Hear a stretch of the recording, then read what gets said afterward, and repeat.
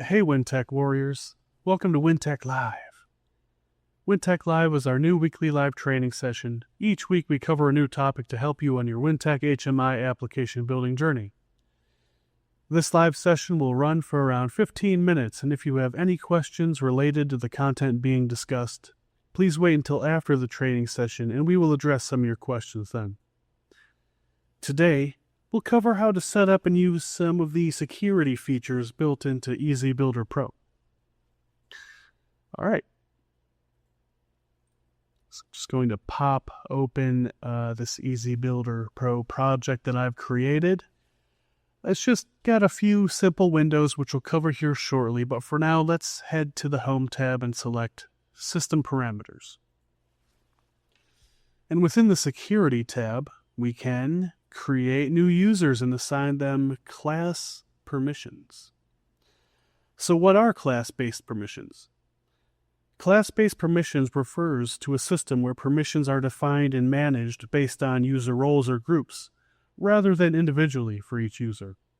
In this case, we can assign users a class within Class A through Class L. All right, so I'm going to create two users. We'll call user 1 Steve. We'll call user 2 Gary.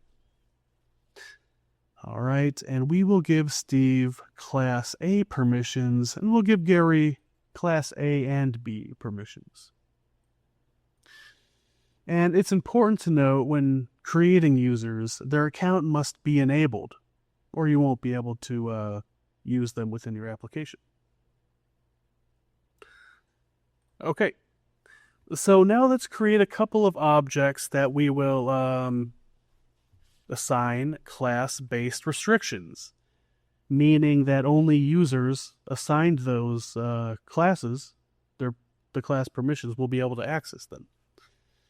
So, as I was saying earlier, let's first just take a quick look at this simple project I've made. It's got 3 windows, a home window, a user management window, and a super secret window. Now, I'm going to head to our Object tab and select a function key, which I will use to summon or change the window to our user management window. So I'll change full screen window, select user management, and within this security tab, in the user restrictions section, we can choose an object class, meaning if we choose class B, only users that have been given class B permissions will be able to access it. And we have a couple of options here. We can display a warning message if access is denied, or make invisible while protected, meaning any user without Class B permissions will see a warning message if they interact with it, and they won't see it at all if they don't have the Class B permissions. There's also an option to disable protection permanently after initial activation, but we won't demonstrate that today. So I'll select the Make Invisible While Protected option. Let's go ahead and give it a label. How about user management? Place it within our project, and I will create another function key that will navigate to our top secret window. All right, again, heading to our security tab, and we'll give this one Class B user restrictions as well. Again, this means if a user has not been assigned Class B permissions, they won't be able to see it in this case, because we'll make it invisible while protected. Oh, we'll give it a label. Top secret. Put it within our project here. Alrighty, so let's go ahead and just add an ASCII object to our project that has a system tag assigned to it. And this system tag will allow us to see who's currently logged in. The current username. There's 8 words. So I'll adjust that, select OK. And you know what? Let's make it look a little better. I'll remove the picture here and let's place it next to this nice user label I've created. So when we log in, we'll see the user's name right here.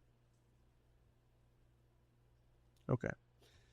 Now, if you created a project with the template option selected, you get a whole boatload of super useful pre-made windows, and a handful of those are user account control related, like this window we're about to use, which will allow a user to log in and log out. So, going to select a function key, which will display a pop-up window, and that will be our login, logout window. Let's change the label. User login. Okay, we'll place this right here. Okay, now let's log in with our users to see our class-based user permissions in action. So to do that, I'll just head to the Project tab and I'll run an offline simulation.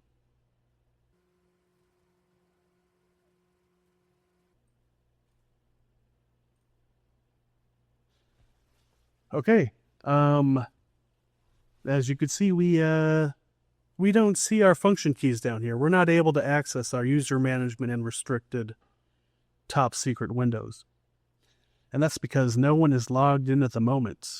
So let's go ahead and log in with Steve, who only has Class A permissions.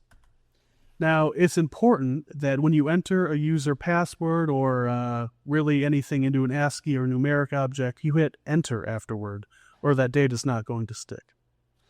Select login, and we're in as Steve, but Steve lacks the class-based permissions, the Class B permissions to see or interact with our function keys that bring us to our user management and top secret window. So let's go ahead and log out and log in with Gary, who does have those permissions. We log in and bam, just like that, we can see our user management and top secret function keys. Let's go ahead and select our user management function key, and we're headed to that window, top secret, no burgers allowed. That's looking at you, Steve. Okay. So, now, let's go ahead and head to our user management window, and let's use one of our UAC pre-made windows to add a user account and assign them class permissions. So to do that, I do our object tab, I'll select a function key, and this one will OBS disconnected, reconnecting. Okay, and we're back, I guess. All right. So we're creating another function key, which will display a pop-up window, but this time I'll select our pre-made delete account window. Oh, let's go ahead and change that label to avoid any confusion to the user. Okay. All right, so let's run a simulation to add a user. Heading back to the Project tab, selecting Offline Simulation. All right, and again, we're not able to access these windows unless we're logged in with a user that has Class B permissions, because that is what the objects are protected with. And we can't do it with Steve because he doesn't have those Class B permissions, but Gary sure does. So let's log in. All right, head to our user management page. Select Add User, which will summon our pre-made Add User pop-up. And here we can enter a user's name and password to create a new user. Let's see, how about Frank? He's new to the company. Give him a username, a password. We're creating an account for him. Give him Class A user permissions. Select Add. And just like that, we've created a new user. But you know what? Things aren't working out with Frank. So let's go ahead and delete his account. So this is our pre-made delete account window. And let's see, select Frank.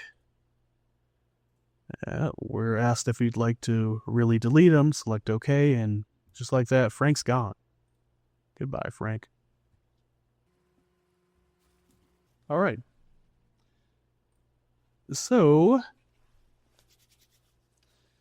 the last thing I would like to cover would be how to log in using a USB security key. And to do that, you would head to the EasyBuilder Pro directory, which is created upon installation of EasyBuilder Pro. You'll select the Administrator Tools application there. And here you'd want to select USB Security Key. Now, we'd enter our username, which will create a login for Steve, give him a password, or enter his password. Now, it's important to note that this user should already be created within the HMI. We can't create a new user doing this. Also, this does not work on SBR units, so bad. So after entering our username and password, you'd select Save to Folder or Save to USB. Select a location, select OK, generated successfully. You would then take that file and simply put it on a USB drive, which I've done. And let's just demonstrate that now. So what we're doing here is I have an HMI set up right next to me, and we're viewing it now with VNC Viewer software. So I've got my USB drive with Steve's credentials on it so we can auto log in. Actually, there's one more thing I'd like to point out. In order to automatically log in, you'll want to head to your system parameters, head to the security tab, and enable this option, execute auto log in, log out, when you insert a USB key into the HMI. Now let's log in. Okay, I'm now going to insert the USB drive into the HMI, and Steve should automatically be logged in. Oh, first we'll see this dialog box. Just select close because we're not downloading or uploading a file. But just like that, Steve's logged in. He's the user that is currently logged in. All right. So you're now prepared to start building your application within EasyBuilder Pro. I'll now take a few minutes to answer some questions related to the information we've just covered. If you have a question that's not related to the topics discussed, please reach out on our forum. Right here, forum.weintechusa.com. It is just a treasure trove of staff-written technical tutorials, and if you have a question, it's possible that someone's already asked it, and it's been answered by either us here at Weintek USA or another forum user. Also, poke around our YouTube channel. There is a lot of great content, and there is always something in the works.